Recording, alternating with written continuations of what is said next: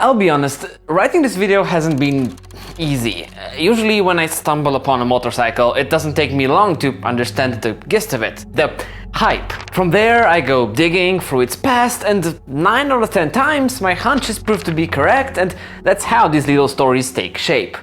The XR650R though was not one of those stories. I understood what the bike was, what it achieved. The part I never got was its cult-like following. Why does everyone love this dinosaur so much? I can't possibly be the only one asking this question. In order to really get it, I need to look back in the 80s, before the 650 even became a title on the drawing board. Introducing the Baja 1000. A long, excruciating, scorching desert race, built to test the limits of man and machine. During those times, Honda managed to win the famous race with their 2-stroke CR500 and later with the new 4-stroke XR650R. For 3 years in a row, that team became the group to beat. And even better for the Japanese manufacturer, their XR600 had developed a brilliant reputation, one of performance and reliability. Two words that rarely go hand in hand. Yet, this honeymoon phase wasn't going to last for long, as a mean, green competitor came on the scene and shattered Honda's hopes and dreams.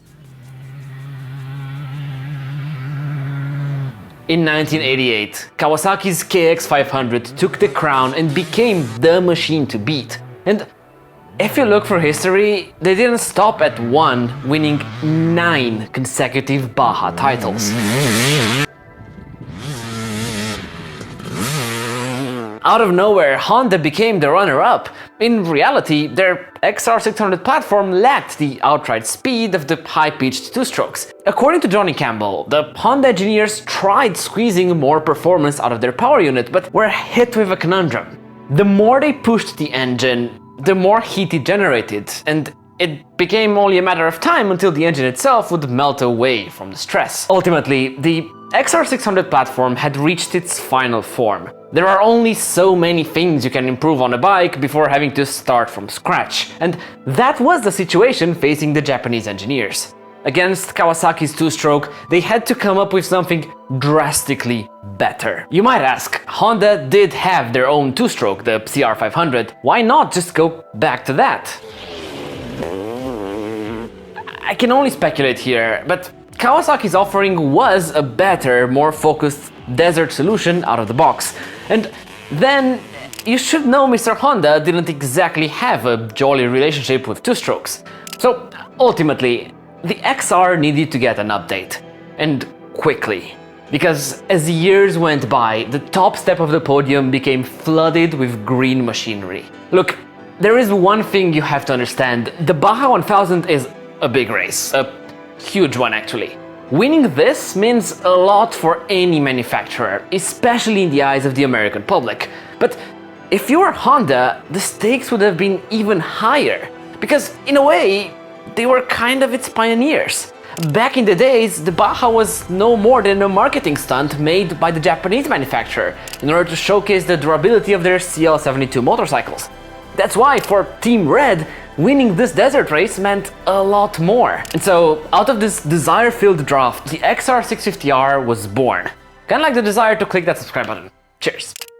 Naming aside, this platform didn't carry much similarity to its predecessor. This R version came with a revised liquid-cooled engine, bringing with it plenty of power on the higher end, but more importantly, heaps of torque down low.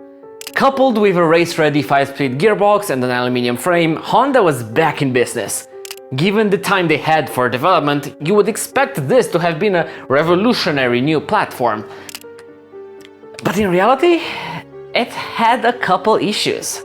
First, the scales. Claiming 130 kilos in dry form, it was anything but a featherweight contender.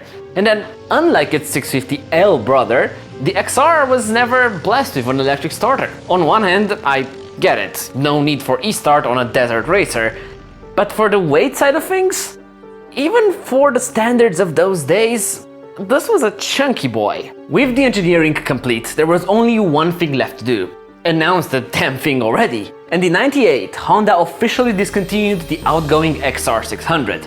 And then... nothing.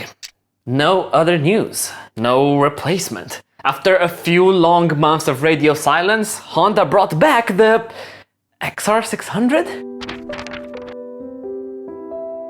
Look, behind the scenes, this launch was not going according to plan.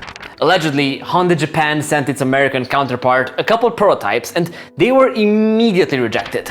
The US test riders felt like this new machine was nowhere near enough to challenge the modern-day YZ400s, and so it was pointless. The Japanese had to go back to the drawing board, but this left them with a gap in the market, and that's when they temporarily brought back the XR600. But when the 650 finally got out, it caught everyone's attention, especially sporting a competitive price tag. This was the sign that Honda was back in business.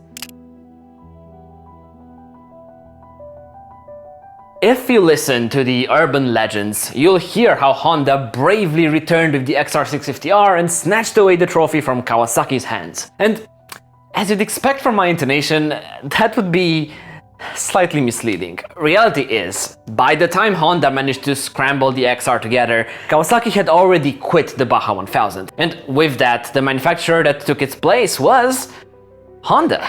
Just with the old, outdated XR600R. The truth is, when the new 650 came out, it only had to beat its older, half-crippled brother. From a manufacturer point of view, the possible huge battle with Kawasaki was behind. Now, I don't want to take anything away from it, as for the next 7 consecutive years, it did manage to dominate the desert racing scene. That was all on merit. Having the best riders out there can't do much bad either, as Johnny Campbell later managed to accumulate 11 titles throughout his days at Honda.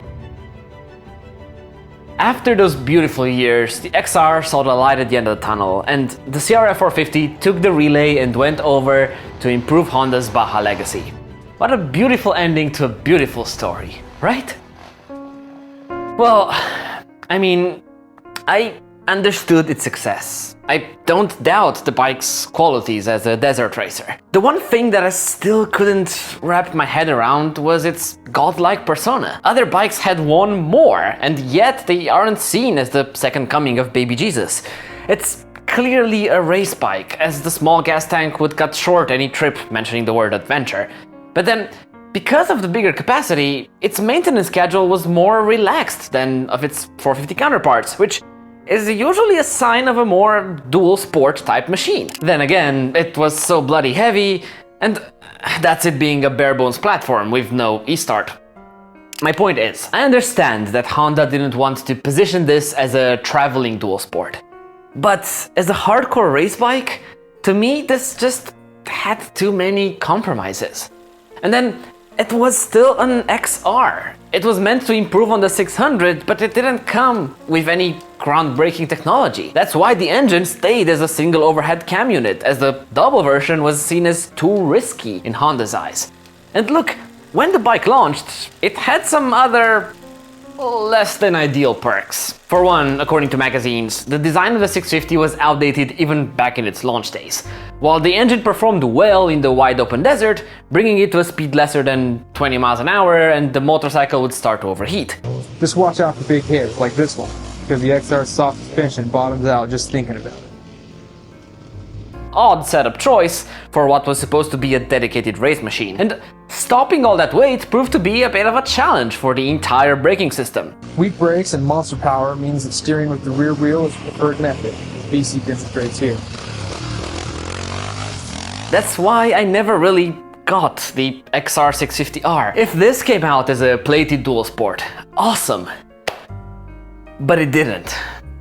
And yet, so many riders seem to be enamored by the XR, and I still couldn't really see why. Until it hit me. The problem was not the bike, it was me.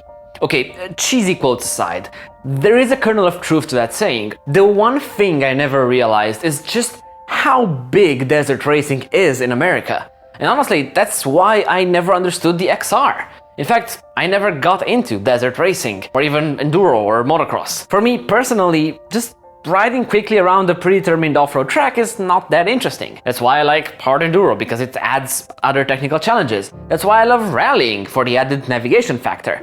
Then it made sense. For someone like me, with my interests, the XR650R was never going to resonate. But as soon as I tried to put myself in the shoes of a desert racing enthusiast, it clicked. Now it made sense. Just like it makes sense to insert this plug to our Patreon page. If you want to support us further and get written updates on future projects, that's the place to do so. No pressure from our end though, back to the video. Take the engine. While the horsepower numbers don't seem out of this world, the feel it brought did. Look, the early 450s were rough around the edges, hard to idle, snatchy at lower revs. Back then, companies had the technology to build a powerful 450. They could also build a smooth 450. But crucially, they couldn't build them at the same time. And that's what Honda brought into play.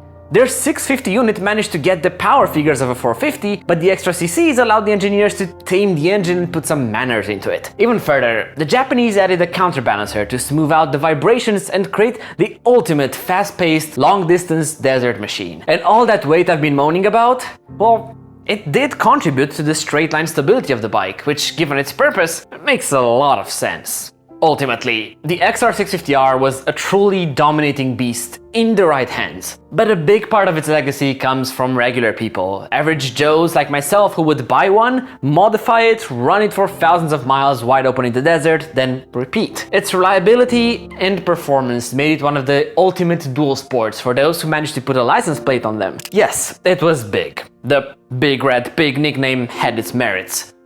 But what started as a bit of a joke turned into a term of endearment. Because sometimes a big red pig is exactly what you want in your life. 2008 saw the end of the big XR racing platform. With it, Honda never built anything like it again. Maybe because 450s took its racing role, while adventure machines took its dual sporting role. Would a bike like the XR650R make sense today? Maybe not. But I get why this was so important, why this odd racing philosophy worked. I'll be honest, I'm still not that big of a fan. At the end of the day, I'm simply not its target audience. I still don't think it deserves its godlike status.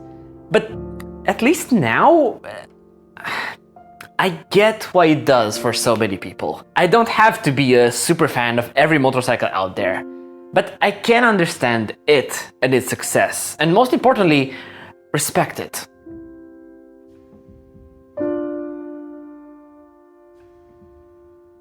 Thanks for watching. If you enjoyed this video, you might appreciate our video on Honda breaking KTM's Dakar domination. Till next time, have a good one. Bye.